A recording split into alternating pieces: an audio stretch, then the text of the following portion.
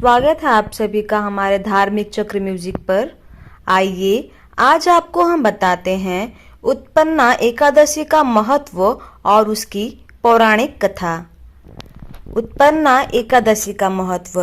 धर्मराज युधिष्ठिर कहने लगे कि हे भगवान, मैंने कार्तिक शुक्ल एकादशी अर्थात प्रबोधिनी एकादशी का सविस्तार वर्णन सुना। अब आप कृपा करके मुझे मार्गशीर्ष माह के कृष्ण पक्ष की एकादशी के विषय में भी बतलाइए।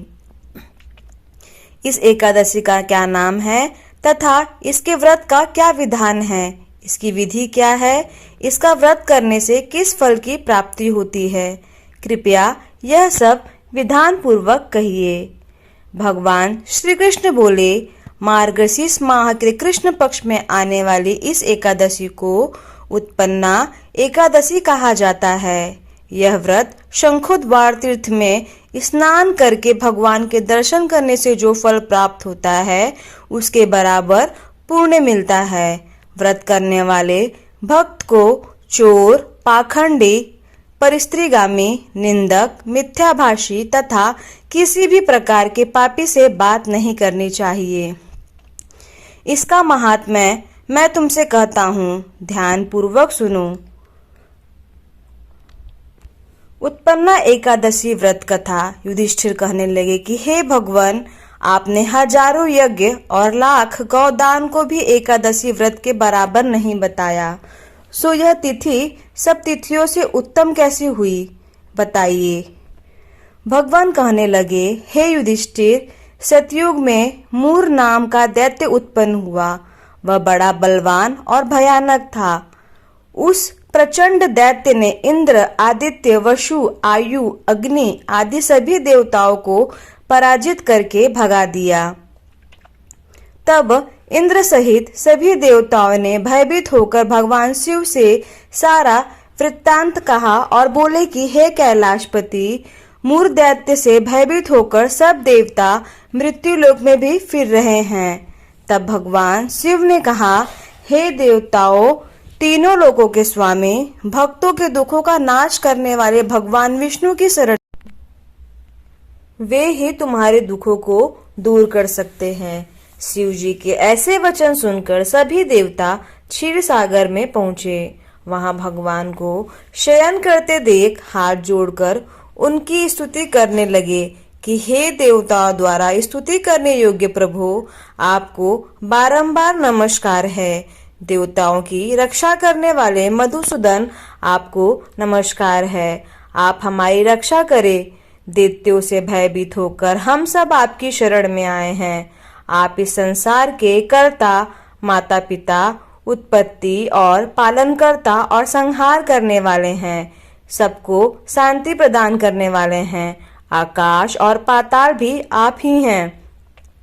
सबके पितामह ब्रह्मा, सूर्य, चंद्र, अग्नि, सामग्री, होम, आहुति, मंत्र, तंत्र, जप, यजमान, यज्ञ, कर्म, कर्ता, भोक्ता भी आप ही हैं। आप सर्वव्यापक हैं। आपके सिवा तीनों लोक में चर तथा अचर कुछ भी नहीं। हे भगवान, दैत्यों ने हमको जीतकर स्वर्ग से भ्रष्ट कर दिया है और हम सब देवता इधर उधर भागे भागे फिर रहे हैं। आप उन दैत्यों से हम सब की रक्षा करें। इंद्र के ऐसे वचन सुनकर भगवान विष्णु कहने लगे कि हे इंद्र, ऐसा मायावी दैत्य कौन है जिसने सब देवताओं को जीत लिया है? उसका नाम क्या है? उसमें कितना बल है और किसके आश्रय में है तथा उसका स्थान कहाँ है? यह सब मुझसे कहो। भगवान के ऐसे वचन सुनकर इंद्र बोले, भगवान, प्राचीन समय में एक नाड़ीजंग नामक राक्षस था। उसके महाप्रक्रमी और लोकविख्यात मूर नाम का एक पुत्र हुआ। उसकी चंद्रावती नाम की नगरी है। उसी ने सब देवताओं को स्वर्ग से निकालकर वहां अपना अधिकार जमा लिया है। उसने इंद्र, अग्नि, वरुण, यम, वायु, ईश, चंद्रमा आदि सबके स्थान पर अधिकार कर लिया है। सूर्य बनकर स्वयं ही प्रकाश करता है, स्वयं ही मेघ बन बैठा है और सबसे अजेय है। हे असुर निकंदन, उस दुष्ट को मारकर देवताओं को अजय बनाइए। यह वचन सुनकर भगवान ने कहा, हे देवताओं, मैं शीघ्र ही उसका संहार करूंगा, तुम चंद्रावती नगरी जाओ। इस प्रकार कहकर भगवान सहित सभी देवताओं ने चंद्रावती नगरी की ओर प्रस्थान किया। उस समय दैत्य मूढ़ सेना सहित युद्ध भूमि में गरज रहा था। उसकी भयानक गर्जना सुनकर सभी देवता भय के मारे चारों दिशाओं में भागने लगे। जब स्वयं भगवान रणभूमि में आए तो दैत्य उन पर भी अस्त्र शस्त्र आयुध लेकर दौड़े। भगवान ने उन्हें सर्प के समान अपने बाणों से बीध डाला। बहुत से दैत्य मारे गए, केवल मूढ़ बच रहा। वह अविचल भाव से भगवान के साथ युद्ध कर रहा था। भगवान जो जो भी तीक्ष्ण बाण चलाते वह उसके लिए पुष्प सिद्ध हो जाता। उसका शरीर छिन्न छिन्न हो गया, किंतु वह लगातार युद्ध कर।